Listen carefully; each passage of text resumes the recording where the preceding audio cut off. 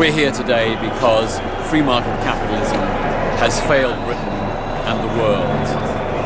On our planet, there are nearly 1,000 million people who are hungry, malnourished, and have no safe, clean drinking water. That's a crime against humanity. Here in Britain, 1% of the population owns 70% of all the land. The richest 10% of the British people have a combined personal wealth of £4 million.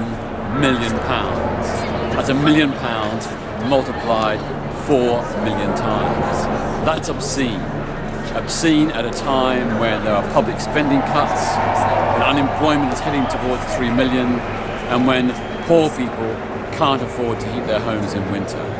What we're saying is the economic system has to change. We've got to put justice and fairness at the heart of our economy. And that means taxing the rich, taxing those who can afford to pay, but are unwilling to do so.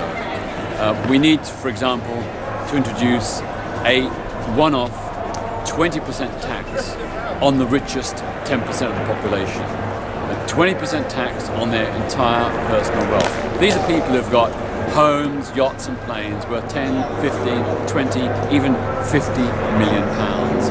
They can afford to hand over 20% of their wealth to help deal with the economic crisis, to plug the deficit, to deal with the national debt.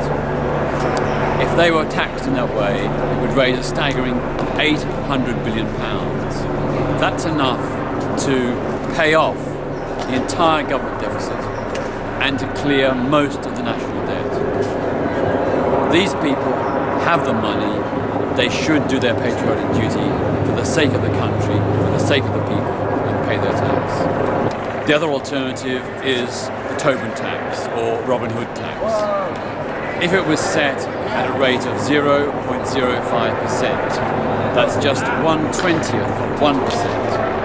And if it was levied on all financial and commodity transactions, it would raise in excess of £100 billion a year. Enough to fund our public services, enough to revitalise the economy, enough to ensure a switch to a green, sustainable economy based on green jobs which tackle climate change and also create employment. It's easy peasy. The problem is that the Liberal Democrat, Conservative and Labour parties won't take these measures.